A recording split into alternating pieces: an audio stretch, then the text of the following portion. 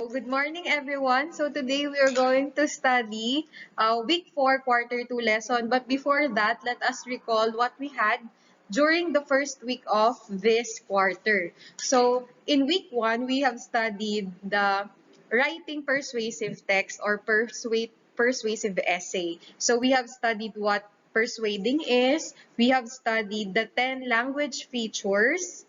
Yeah, the 10 language features and language elements when it comes to writing persuasive or convincing essays. Second week to third week, we have studied argumentation. What is that? What is argumentation all about? What argumentative writing basically is? What are the components of an argumentative essay? And what are the um, key structural elements when it comes to writing an argumentative text and the patterns. We have 3 patterns when it comes to argumentative writing. So you see, in every writing, we have different patterns, and we're gonna dig deep about argumentation this week. So we are going to study quarter 2 week 4, and it is entitled opinion or assertion. So ito po bang opinion or assertion ay parehas lang? So we're gonna know more about this today. Alright, so before that, let me read this one first. So it says here, when we read or view different materials, it is but a common reaction to have something to say about what we have read or watched. So kapag daw tayo ay nanonood ng video sa Facebook, sa YouTube, yan. So tayo daw ay hindi daw bago na tayo ay laging nagre-react sa lahat ng napapanood at nababasa natin. So sa lahat yon, palaging ganon, na meron tayong reaction sa lahat ng pinapanood at binabasa. So it says here that these reactions usually focus either on the material as a whole or on a specific detail that form part of the material. So pwede din na nagre-react tayo dun sa buong video or pwede din na nagre-react tayo dun sa isang certain part ng video or material na nabasa natin. So what do we call these reactions? Sometimes the most common reactions we can have can be an opinion or assertion. So, ito daw mga reaction na to, may tawag dito, and you call it opinion or assertion. So, what is an opinion? Okay, so opinion basically is defined as a view, tingin, judgment, or appraisal drawn from facts. So, pakitingnan nung naka-highlight na yellow. Nakalagay dyan ay from facts. Ibig sabihin, an opinion is basically subjective, of course. Di ba pinag-aralan natin yung 2 types of judgment dun sa week 7 and 8? It says there that evaluation or judgment is divided into 2. We have subjective judgment and we have objective judgment. So let's just recall, an objective judgment is free from personal opinion, and subjective judgment is based from personal opinions or suggestions. And opinion is basically a subjective evaluation. So, kahit siya daw ay subjective evaluation, it says here that this is based from facts. So, an opinion, additionally, is usually a concept or impression based on factual evidence. Tandaan po natin ha, ang keyword sa opinion, it's your personal view, but it is based from facts. So it says here, opinions can change often and usually reflect on one person. So I have here a perfect example. It says here, let me read the sentence. The Philippines is one of the best tourist destinations on the planet. So, ano ba ibig sabihin yan? Bakit siya naging opinion? This is an opinion because it can be considered an opinion because it is drawn from facts and data showing the number of tourists coming in and out of the country on a specific period as compared to the records of other countries. So, Bakit siya tinatawag na opinion? Dahil totoo naman na ang Pilipinas talaga ay isa sa mga dinadayo ng maraming turista because of the best tourist destinations na meron tayo. Kasi nga tayo ay tropical country. So ano ba ang pinagmamalaki ng Pilipinas? Eh di yung kanyang mga island. And like one of the islands in the Philippines is Boracay. So ang dami-daming nagpupuntang foreigners to visit Boracay. So basically, this opinion is based from fact na totoo naman na mataas talaga. Pag syempre hindi ko na lang nilagay dito yung tawag dito percentage ng dumadayong turista before pandemic, okay, sa ating bansa. Pero ayun. So ito ay opinion because it is based from facts. Totoo na ang Pilipinas ay na isa sa mga maraming tourist destinations. At bakit siya naging opinion? Kasi sinabi dito, the Philippines is one of the best. So, isa daw sa pinaka maganda na tourist destinations. Yun yung naging opinion sa kanya kasi, syempre, hindi naman natin alam talaga kung totoong tayo ay one of the best, pero ito yung based on facts. So, I hope you get what I mean. So, yes. What is an assertion? It says here, assertion is a declaration of expression of strong belief towards a particular topic, often without evidence. So, ito yung mga walang data. Okay? So, ito yung may mga walang, actually, wala silang masyadong evidence. Sabi dito, a declaration or expression of strong belief towards a particular topic, often without evidence. Ano example? The Philippines is the happiest country in the world.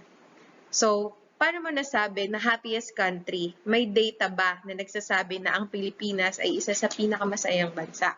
Is an assertion because it is subjective and not founded on factual evidences.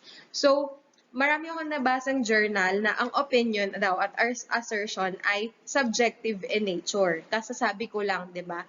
Pero kung papipiliin tayo kung ano ang mas objective, kung ang opinion or assertion ang mas objective, ano ang sagot? So if your answer is opinion, opo, totoo na ang opinion ay may pagka-objective kasi siya ay based from facts.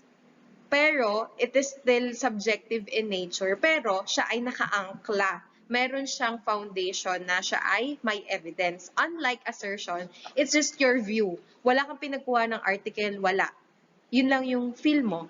Yan, ganon. Halimbawa, feel ko lang na ang ganda ko. Yung mga ganyan. Halimbawa, sinasabi, ay, ang ganda ko. Anong data? Anong statistics na magsasabi na magbaback up dun sa sinabi mo na you're really, truly beautiful. So, it's an assertion. You see? So, that's the difference between assertion and opinion. At meron tayong tinatawag na isang pinaka-popular type of assertion. You call it stereotyping or stereotypes. So, one common kind of assertion is called stereotyping or commonplace assertion. So, sabi dito, these are statements that sound true, para daw totoo, but are generally based on common opinions. So, this form of assertion, tandaan natin ha, stereotype is a form of assertion, usually includes claims like those that say that men are always stronger than women. So, yun ay stereotyping. So, that is called an assertion. So, it says here, I believe, in my opinion, without question, it could be said that, I am sure that, I feel that, must, never, always, cannot, best. So, those are basically examples of stereotyping or commonplace assertion. Ano ba yung mga example ng stereotyping na bukod sa sinasabi na men are always stronger than women, women should just work in the kitchen. Yan, mga ganyan. Women are nothing but just women can be called essential if they are able to give birth. So yun, mga stereotype siya, which is tunog tama siya, pero actually wrong. Kasi meron na tayong mga bagong connotations pag sinabing babae. Hindi ka babae lang, di ba? Ikaw ay isang babae. So, yeah. So, those are the things that I want you to remember.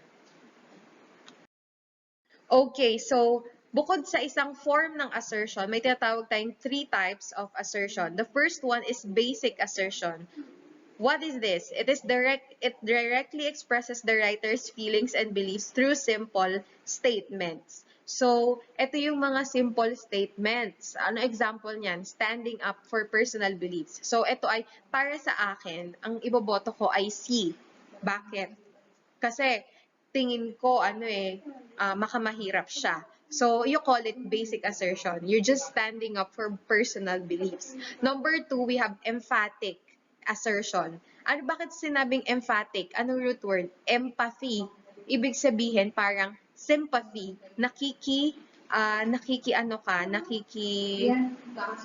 Nakikisympathize, nakikisali ka doon sa emosyon nila. Nakikiramay, yon.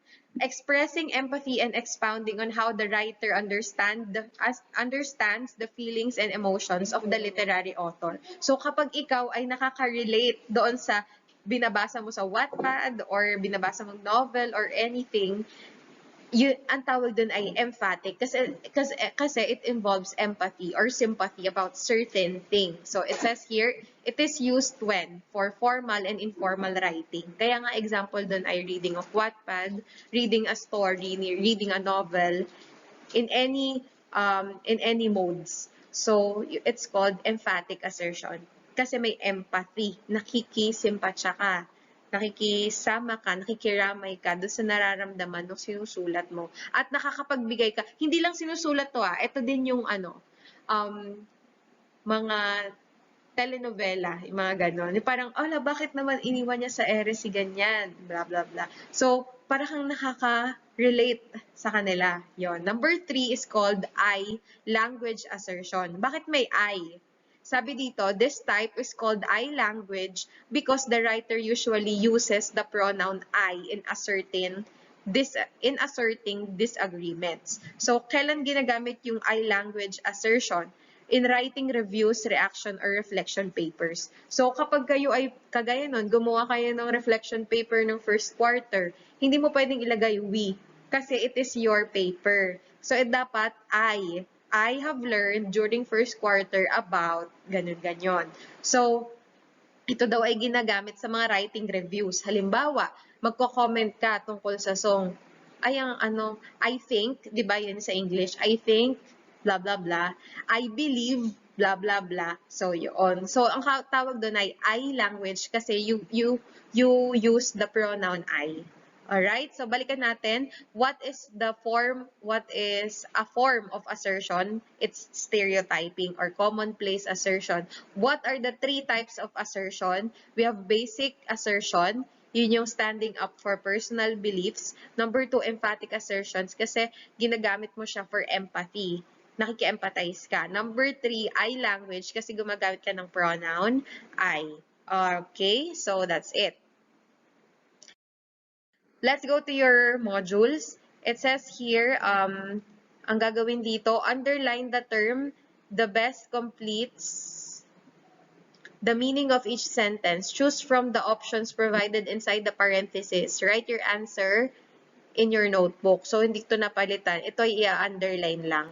So, halimbawa, an expression of strong belief towards a particular topic is called fact, opinion, or assertion. Number 2, it is best to formulate literary assertions before, while, after reading a literary work. So, kailan ka daw ba, nakalagay dito sa number 1, paliwanag ko. An expression of strong belief towards a particular topic, ano daw ang sagot doon? Alin dito sa tatlo? Yung ipinaparamdam mo daw yung sarili mo sarili mong belief.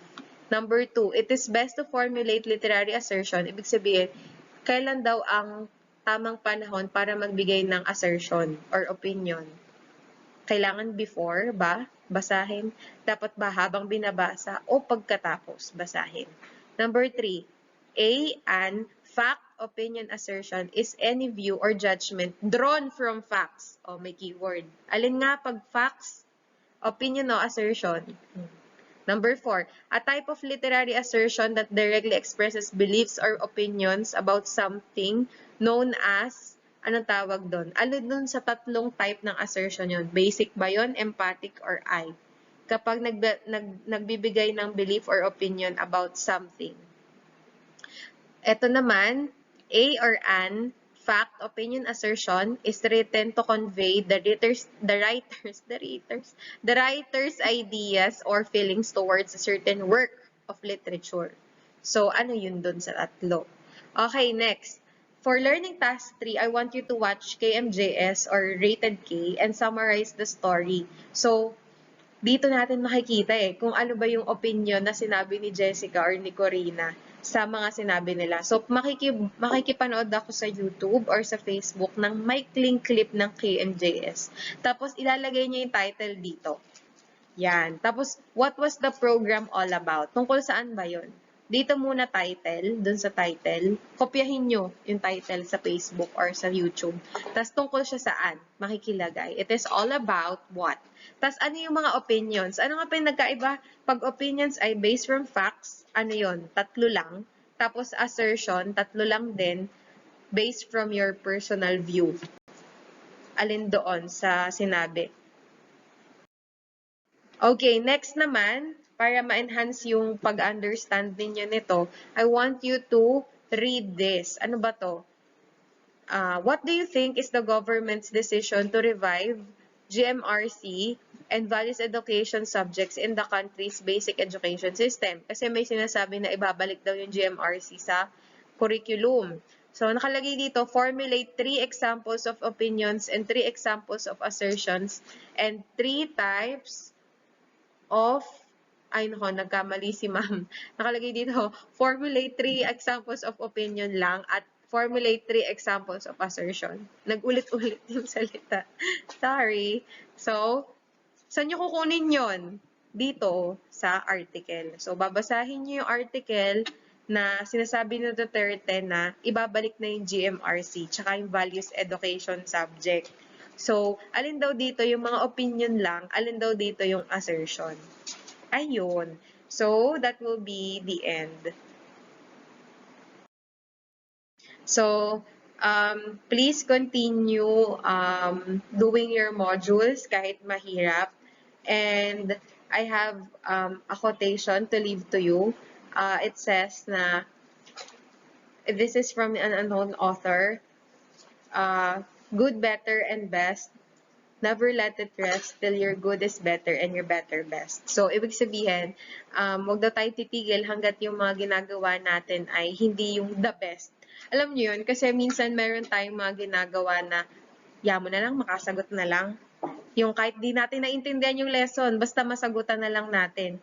Hindi. Dapat naiintindihan natin yung lesson kasi may dahilan kung bakit yan ang ibinigay na lesson ng Department of Education. Ibig sabihin, yan yung kailangan mo sa susunod na year level na papasukan mo. So, halimbawa, you're not good in speaking.